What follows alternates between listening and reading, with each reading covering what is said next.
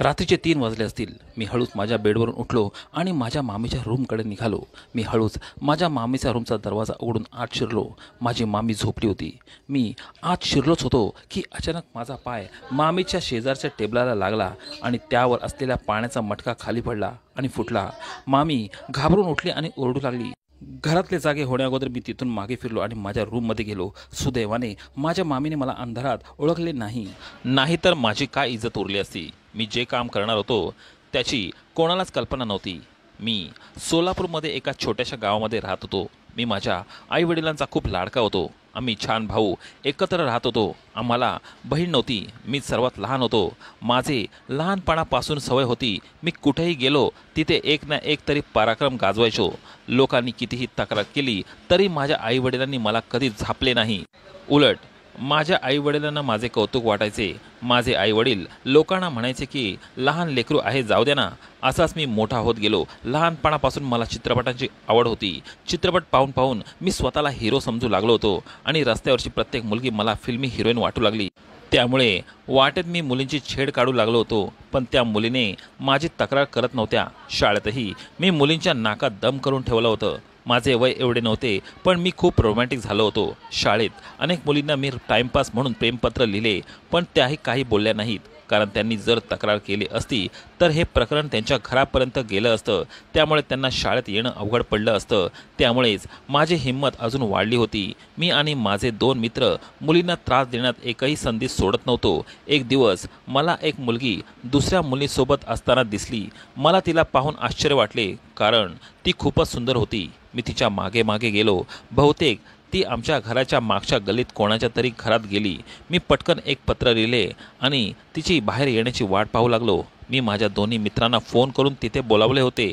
दोघांनी येताच काय प्रकरण आहे ते विचारू लागले. मी म्हणालो की अरे, आज मला एक सुंदर मुलगी दिसली. तिचाच मी पाठलाग करत होतो. ती त्या घरात गेली आहे, आता येईनच बाहेर. हे ऐकून त्यांनासुद्धा खूप आनंद झाला. ते दोघेसुद्धा त्या मुलीची वाट पाहू लागले. काही वेळाने ती बाहेर आली आणि मी निर्लज्जपणासारखी शिट्टी वाजवली. तिने माझ्याकडे पाहिले. मी लगेच तिच्या दिशेने ते पत्र फेकले. तिचा चेहरा रागाने लाल लाल झाला होता. तिने पत्र उचलले आणि परत आत निघून गेली. आम्ही खूप जोरात हसू लागलो. आता ही पोरगी फसणार आहे असे आम्हाला वाटले, पण तो फक्त आमचा भास होता. तेवढ्यात एक माणूस बाहेर आला आणि त्याला पाहून आम्हा तिघांनाही घाम फुटला. मी तिथून पळ काढला, पण मन्या आणि सूर्या त्यांच्या हाती लागले. घरी पोचल्यावर मी आईकडे गेलो. तिच्या जवळच बसलो होतो. तेवढ्यात माझा मोठा भाऊ आला आणि मला म्हणाला, पारस, कुठे होतास तू? मी म्हणालो की मी इथे आहे दादा. दादाने आईला सांगितले की मागच्या गल्लीमध्ये त्या शितोळेने याच्या मित्रांना मन्या आणि सूर्याला बेदम मारहाण केली आहे आणि त्यांनी असेही सांगितले की एक तिसरा मुलगाही त्यांच्यासोबत होता, ज्याने शितोळेच्या मुलीला पत्र लिहिले आहे. मला भीतीने घाम फुटू लागला. मी घाबरून दादाला सांगितले की तो तिसरा मुलगा मीच आहे. तो शितोळे माणूस खूप क्रूर माणूस आहे. जर मी पकडलो गेलो असतो तर त्याने माझे तुकडे तुकडे केले असते. हे ऐकून माझ्या दादाने माझ्या जोरात कानाखाली मारली. दादा मला म्हणाला की किती वेळा सांगितलं आहे की तुला या सगळ्यापासून लांब राहत जा. माझ्यावर तो खूप ओरडत होता. मी रडायला लागल्यावर आईने दादाला शांत केले आणि मला कुशीत घेतले. आईने दादाला पैसे दिले आणि त्याला म्हणाली की पटकन पारसला इथून बाहेर काढ. दादा मला म्हणाला, आई, या मूर्ख मुलाला कुठे घेऊ जाऊ आता मी? आई म्हणाली, साताऱ्याला तुमच्या मामाच्या घरी घेऊन जा याला. 4-5 तासांचा प्रवास आहे. तिथे पोचल्यावर मला फोन करा. आईने पटकन माझे काही कपडे एका पिशवीत ठेवले आणि मागच्या दाराने आम्हा दोघांना निघून जाण्यास सांगितले. आई म्हणाली की ते शितोळेचे लोक इथे आले की मी सांगेल की तुम्ही दोघेही कालपासून इथे नाहीत. आम्ही दोघे तिथून बाहेर पडलो आणि संध्याकाळी मामाच्या घरी पोचलो. मामी आम्हाला पाहून खूप खुश झाली होती. दादाने मामीला सांगितले की काही दिवस हा इथे राहील, याची काळजी घ्या. दादा मला सोडून तिथून निघून गेला. आता मला इथे कोणाचीच भीती वाटत नव्हती. माझ्या मामीला 4 मुली होत्या आणि त्या माझ्याभोवती फुलपाखरासारख्या फिरत असत. माझ्या आनंदाला तर थाराच नव्हता. मामीसुद्धा माझी देखरेख करत होती. सगळे माझे खूप काळजी करत होते. मामाच्या मुली एकापेक्षा एक सुंदर होत्या, पण त्यांची सर्वात लहान मुलगी थोडी जास्त सुंदर होती. तिला पाहताच मी तिच्या प्रेमात पडलो. मी तिच्या पुढे मागे करायचो आणि ती पण माझ्याकडे हसत पाहायची. मामाला मी काही जास्त आवडत नव्हतो. मामा माझ्याकडे टक लावून पाहायचा. मी कितीही प्रयत्न केले तरी तो माझ्याशी कधीच नीट बोलत नव्हता. त्याला खुश करण्यासाठी मी मंदिरात जाऊ लागलो, चांगला वागू लागलो, घरात मामाची मदत करू लागलो. हे बघून त्याचा माझ्याबद्दलचा दृष्टिकोन चांगला होऊ लागला. मी एक चांगला मुलगा आहे हे त्याच्या आता मनी बसले होते. पण माझ्या मनात राक्षसीपणा होता. मामाची लहान मुलगी माझ्या मागे वेडी झाली होती. ती गच्चीवर जाऊन खूप वेळ बोलायची. आम्ही मस्ती करायचो. आमची फ्युचर प्लॅनिंग काही संपत नव्हती. मी इथे सुद्धा नवीन मित्र बनवले होते. त्यांचे खाणेपिणे सांभाळण्यासाठी मला पैशांची गरज होती. मला मामी रोज थोडे पैसे द्यायची, पण त्यांच्यात माझे काहीच भागत नव्हते. माझ्या मित्रांवर खर्च करायला तेवढे पैसे मला परवडत नव्हते. माझा मामा कायम नाईट ड्युटीवर असायचा, पण मामा एकदा लवकर घरी आला आणि मामीला रूममध्ये बोलावले. मी हॉलमध्ये बसलो होतो. रूमचा दरवाजा उघडाच होता. माझी नजर मामाच्या हातातल्या नोटांच्या जाडजूड बंडलवर गेली. तो बंडल मामा मामीला देत होता. इतक्या नोटा पाहून माझ्या तोंडाला पाणी सुटले.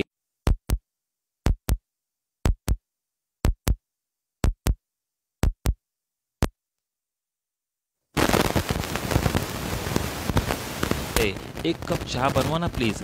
त्यांनी ज्योतीला आवाज दिला आणि एक कप चहा बनवायला सांगितले. ज्योती त्यांची मोठी मुलगी होती. मामीने अजूनही रूम सोडली नव्हती. ते पैसे कुठे असू शकतात हे शोधण्यासाठी मी रूमची बेडवर बसून नीट पाहणी करू लागलो. तिथे एक कपाट होते आणि त्याच्या बाजूलाच टेबल होते. मला कसंही करून ते आज रात्रीच पैसे मिळवायचे होते, कारण कोणास ठाऊक मामी ते पैसे बँकेत ठेवून देईल. मामीची झोप कमी होती. मी तिला रात्री झोपायला दुधात एक झोपेची गोळी मिसळून दिली होती. रात्रीचे 3 वाजले असतील. मी हळूच माझ्या बेडवरून उठलो आणि माझ्या मामीच्या रूमकडे निघालो. मी हळूच माझ्या मामीच्या रूमचा दरवाजा उघडून आत शिरलो. मामी झोपली होती. मी आत शिरलोच होतो की अचानक माझा पाय मामीच्या शेजारच्या टेबलाला लागला आणि त्यावर असलेल्या पाण्याचा मटका अचानक खाली पडला. मामी घाबरून उठली आणि ओरडू लागली. घरातले सगळे जागे होण्या अगोदरच मी तिथून मागे फिरलो आणि माझ्या रूममध्ये गेलो. सुदैवाने माझ्या मामीने मला अंधारात ओळखले नाही, नाहीतर माझी काय इज्जत उरली असती. मी जे काम करणार आहे त्याची कोणालाच कल्पना नव्हती. झोपेची गोळी देऊन सुद्धा ती थोड्या आवाजाने जागी झाली होती आणि मी थोडक्यात वाचलो होतो, नाहीतर आज जेलची हवा खात असतो. मामीने सकाळी घरात सांगितले की रात्री घरामध्ये कोणीतरी शिरले होते, पण मी त्यांना म्हटले की हे तुम्ही कोणाला सांगू नका, कारण घरात तरण्या ताट्या मुली आहेत. लोक याचा वेगळा अर्थ काढतील. मामीला माझे म्हणणे पटले. ती मला म्हणाली की खरंच बाळा, तुझे म्हणणे बरोबर आहे. मी हा विचार केलाच नव्हता. संध्याकाळी मामी काहीतरी कामासाठी शेजारी गेल्या होत्या. मामा ड्युटीवर गेला होता आणि इथे घरात सगळ्या बहिणी अभ्यास करत होत्या, म्हणून मी त्याचा फायदा घेऊन मामींच्या रूममध्ये आलो. मी कपाट खोलून पाहिले, पण पैसे मला कुठेच भेटले नाही. मला समजेना की पैसे कुठे असतील. मी पूर्ण रूम शोधली. मी परत कपाट शोधू लागलो. तेव्हा मामीची लहान मुलगी नेहा तिथे आली आणि मला म्हणाली, तू इथे कपाटात काय बघत आहेस? मी आधी तर घाबरलो होतो, पण लवकरच मी स्वतःवर ताबा आणला आणि तिला म्हटले, माझी इच्छा, माझ्या मामाची रूम आहे. मी तिला मोठे डोळे करून दाखवले, पण ती अजूनही माझ्याकडे रागाने पाहत होती. परत मी तिला म्हटले, जर तू हे घरात कोणाला सांगितले तर माझ्याकडे तुझे सर्व मेसेजेस आहेत, ते मी सर्वांना दाखवेल. हे ऐकून तिच्या चेहऱ्यावरचा रंगच उडाला. मी तिला तिथून निघायला सांगितले. ती तिथून घाबरून लगेच बाहेर गेली. तेव्हाच मला बेडखाली एक पेटी दिसली. आता मला कळले की पैसे मामीने त्यात ठेवले असतील, पण मामी यायची वेळ झाली होती, म्हणून मी रूमच्या बाहेर निघून गेलो. आज रात्री काहीतरी करून ते पैसे मिळवायचेच होते. मामी आल्यानंतर मी त्यांच्यापाशी लाडीगोडी करू लागलो. त्यांची कामं उरकू लागलो. त्या आधीच माझ्यावर खूप प्रेम करत होत्या. मी त्यांच्याशी इतका छान वागत होतो याचा त्यांना खूप आनंद झाला होता. मी रात्री त्यांच्या दुधात एकदम 5 झोपेच्या गोळ्या मिसळल्या. त्या आज दूध प्यायला नकार देत होत्या, पण मी त्यांना म्हटले, माझे मित्र गावावरून दुधात भेसळ न करता दूध आणतात आणि मी ते तुमच्यासाठी मागवतो. हे तेच दूध आहे. त्यांनी माझ्यासमोरच दुधाचा ग्लास रिकामा केला. मग मी म्हटले, मामी, मी तुमचे पाय दाबू का? हो बाळा, का नाही? त्या खूप आनंदी झाल्या होत्या. मी बराच वेळ त्यांचे पाय दाबत बसलो. मामी मला आशीर्वाद देत होत्या. त्यांच्या चेहऱ्यावर हसू उमटले होते. मामी काही वेळातच झोपून गेल्या. मी त्यांच्या अंगावर पांघरून घातले. मी दरवाजा बंद केला आणि पलंगाखाली असलेली पेटी पटकन बाहेर काढली. पण हे काय? पेटीला तर कुलूप होते. आता चावी कुठे शोधायची? मी रूममध्ये चावी खूप शोधली, पण मला काहीच मिळाले नाही.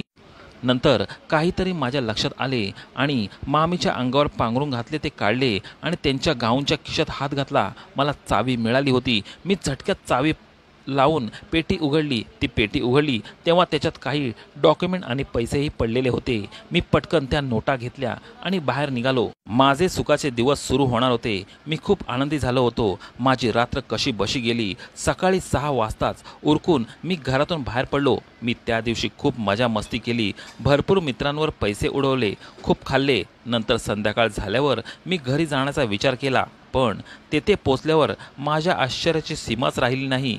घरात बरेच लोक जमले होते. नेहा, ज्योती, सर्व बहिणी जोरजोरात रडत होत्या.